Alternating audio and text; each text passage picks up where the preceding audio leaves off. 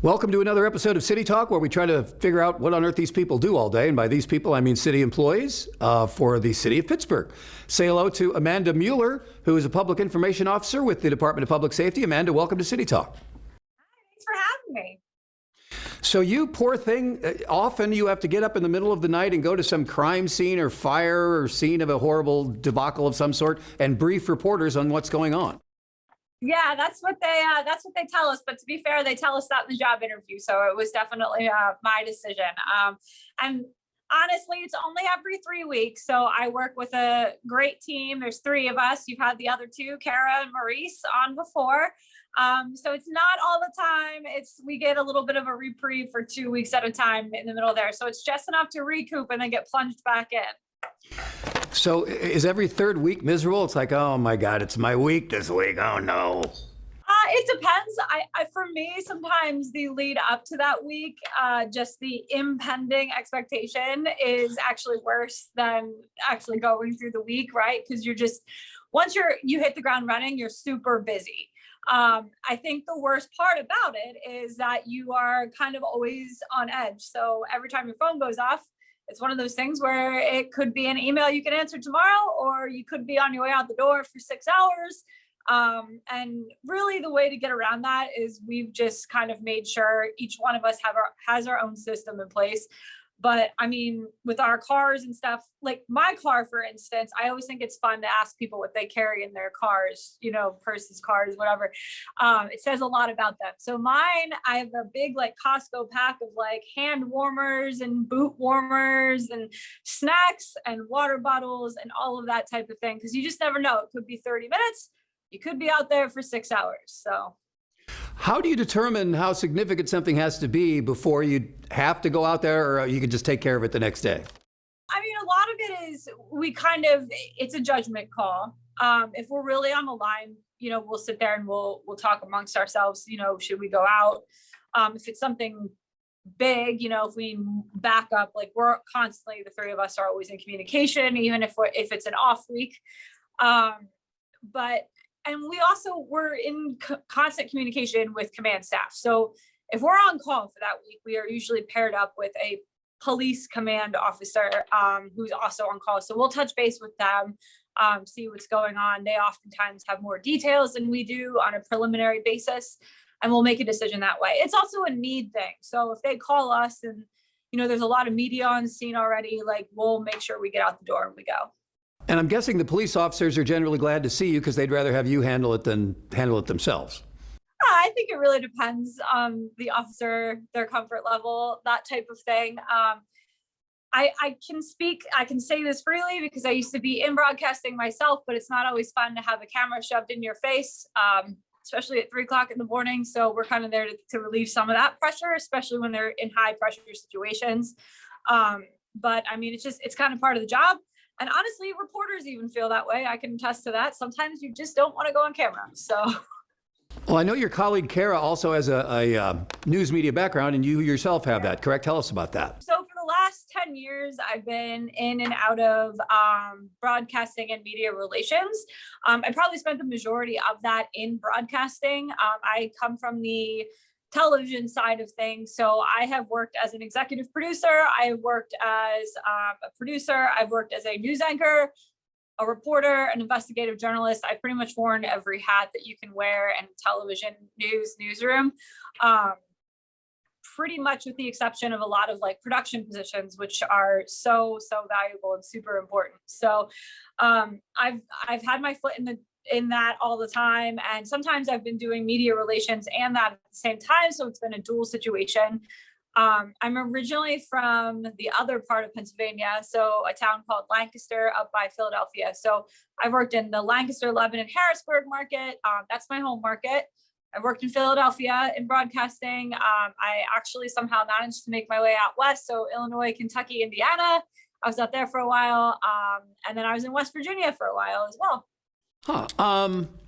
As a veteran of the news media, I'm guessing you saw the video of that West Virginia television reporter who was by herself and just pointed a camera at herself and then got hit by a car the other day. So you're probably on board with the you should always send out crews of 2 and never 1. Yeah, absolutely. And as a former news manager, I mean, I can even take that farther. That's something that in my newsrooms, I've been vehemently against from the get-go. And to many of my managers' credits, they have also been that way. I can say that I've never had a manager that has sent me out in a situation like that, or has sent really anyone out in a situation like that if there's been some type of pushback on it. A lot of things go into situations. This particular reporter was in a market that was actually very close to a market that I used to be in. It's a small industry. I know people who know her, that type of thing. So there's a lot of factors that go into a decision like that. But as a whole, I think the industry really needs to take a step back, and this is a time for them to reflect on how their reporters are treated, what they're being asked to do. And I'll be honest with you, a lot of us didn't think about that type of thing. You know, the adrenaline kicks in, you have a job to do. Usually there's a certain personality in news, you go out there and you think about it later. And I can't say there weren't situations that I went into and I went, maybe I should have backed up and gone a little bit slower on that. So there's so many factors, but I do think this particular situation is just an opportunity for the industry as a whole to reevaluate a lot of things, whether it's the MMJ model or, you know, what constitutes a need to go live, that type of thing. I hear you. So where are you from originally, Amanda? So I'm from Lancaster County, and when I get blank stares, not so much here in Pittsburgh since it's in the state, I'm back in my home state. But when I get blank stares, I say, you know, I'm from Amish country, and usually people go, oh yes. So I grew up right splat in the middle of farmland, pretty much. So Awesome. And so do you prefer living in a city, or would you rather go live in the middle of nowhere? I've done both. I mean, Okay. I lived in like the city proper of Philadelphia. I've done that. I live in the city proper, obviously, here as a city employee. When I moved out west, that's a little more of a rural setting. West Virginia, I was up in a holler, as they like to call it. So we've kind of done a little bit of everything. I have found as I moved throughout the years that I have it both ways. Like I like to have, there's aspects of both. I tend to seek out areas where aspects of both are available to me. So I like to be able to get to the action, so to speak, quickly, and I need to for this job. But I also like to have a backyard so I can plant a lot of plants and garden. So that's really the big draw for me. So I kind of try to keep one foot in both circles. How have you been coping with COVID? Ooh, I was lucky. It didn't actually hit our house until more recently. So it did make its way through our house like everybody else's lately, unfortunately. And it's also just kind of a fact of a job when you're out there all the time. I have a lot of empathy for frontline workers. But to be honest with you, my world, professionally speaking, never really changed. I did not, as a news anchor, have the opportunity to work from home. I had to be at the station every day because you're tethered to a desk. It's just a fact of the industry sometimes. So I went through the majority of the pandemic as a news anchor, as an evening news anchor. And I think the hardest thing there was having to read off the numbers every single day. That eventually can take a toll on you. That's heavy. And, you know, of course, now that I'm on the other side of things, I have a front row seat to what our first responders, EMS, police officers are going through on a daily basis, because they are going into homes where they're putting themselves at risk. And so it's just, you got to make sure you keep everything in perspective. Make sure you check in with your coworkers, that type of thing. That has helped me personally get through most of it. But I've also had, all my coworkers have been right beside me the whole time, whether I was in news or here. So it was kind of a shared burden. And finally, would you recommend a career in government service? Yeah, absolutely. I think that in order to serve, most people I know here in government service have backgrounds in something else. And I think that is a testament to the city of Pittsburgh, that they're hiring people from different backgrounds, different walks of life, and they're bringing that experience into government service. It's much easier to serve people if you have, you know, walked among them, or you understand the need from a different perspective. You know, amongst the PIOs, we have we have a Canadian, we have someone with military background, we have broadcasting background, we have a lot to bring to the table. It's diverse. And I would suggest if someone really wants to do government service, go out, do something else or something related, and then kind of segue into it. I've just seen that with so many employees here, and I think it really is valuable to the system. And I've seen a lot of city systems in my time moving around. Awesome. Well, Amanda Mueller, thank you so much for being on City Talk. And please stay safe out there with all the dangerous feats of daring do that you must perform every third week. Well, now that I've outed myself as a Flyers fan, I'm going to have to be extra vigilant. Yeah. Now you better keep looking over your shoulder, right? Yeah, I will be. Trust me. Thanks for being on the program. Coming up, we'll meet someone from the Department of Innovation and Performance. Stay with us.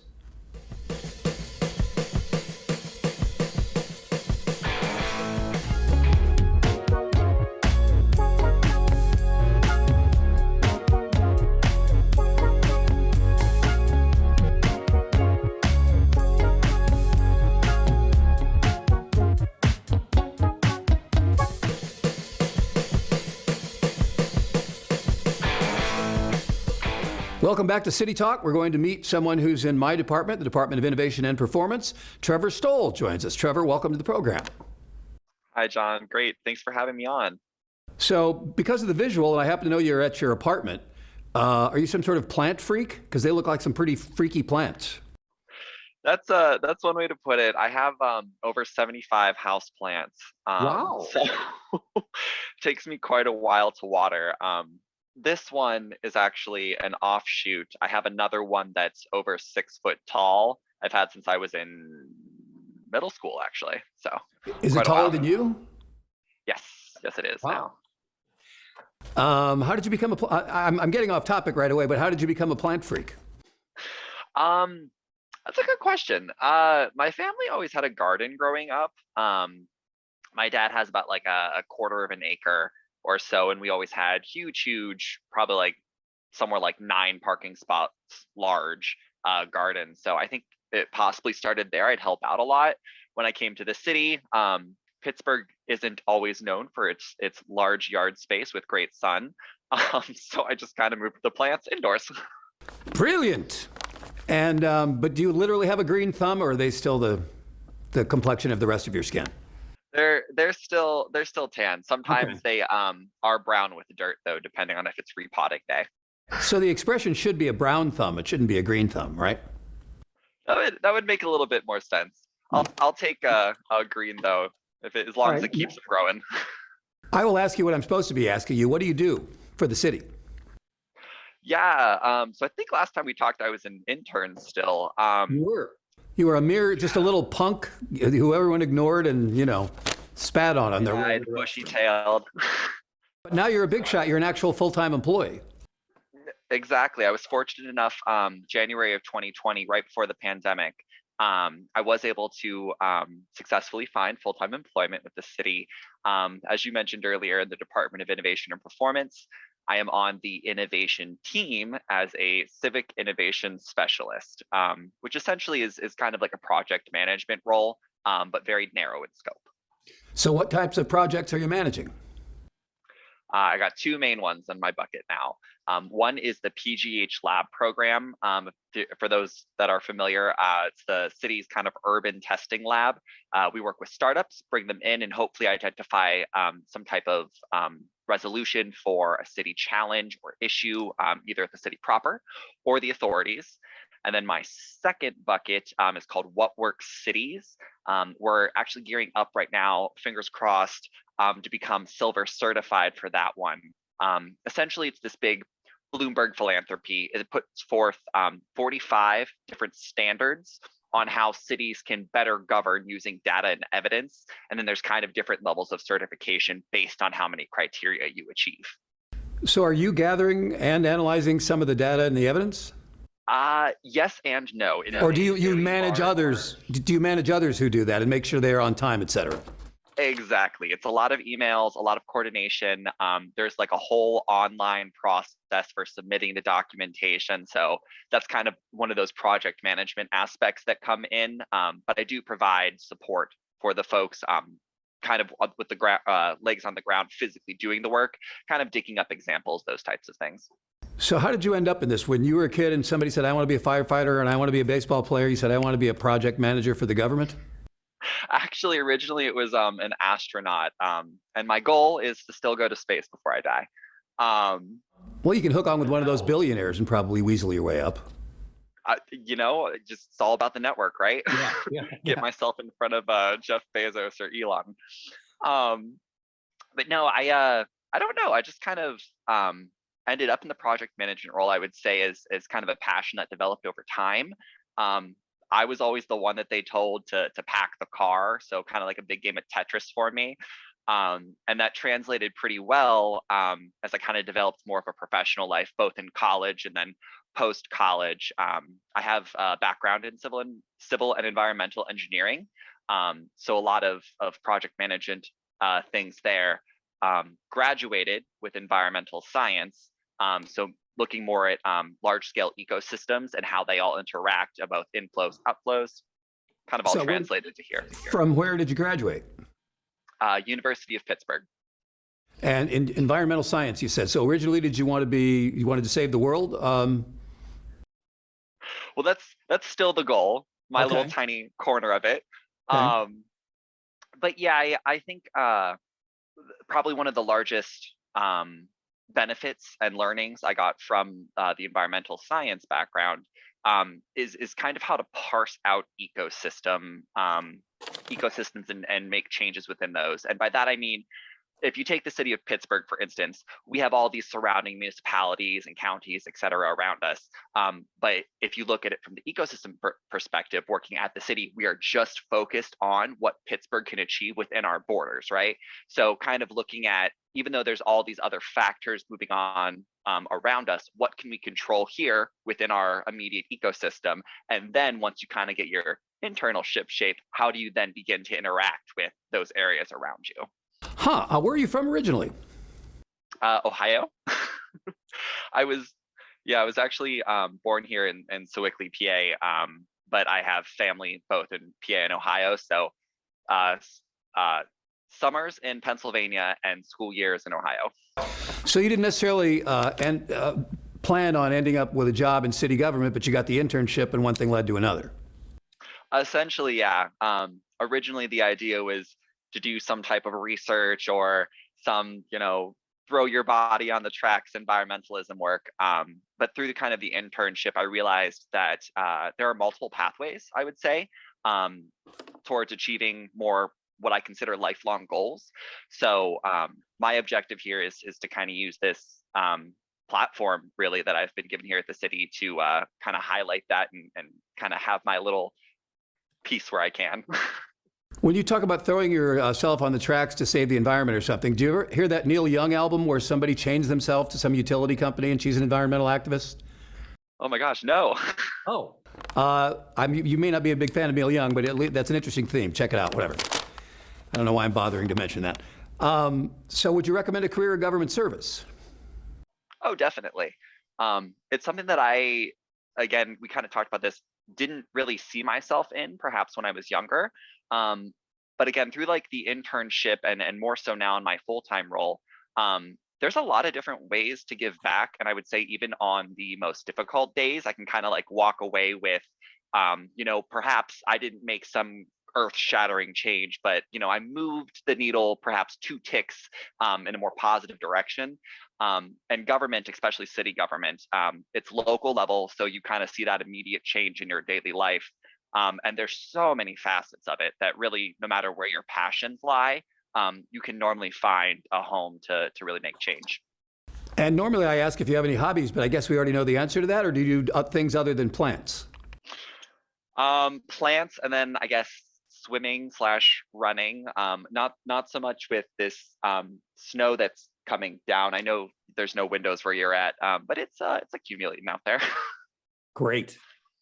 Yeah. Do you hate winter as much as I do? Yeah. Good. I will say if it's going to snow, I prefer a lot of snow because then at least it's something nice to look at. But we're still in a hybrid scheduling here at the city, so I don't always have to go in if the weather's awful. That is a nice caveat.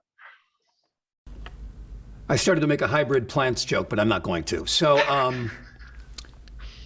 do you see yourself in government forever? Or do you see yourself going over to the private sector, or it's just too early to tell? You're just having too much fun in what you're doing. You're not thinking that far ahead. I think it's a little too early to tell. I definitely see myself in government for a good while here, but I never like to box myself off. So we'll see long term what happens.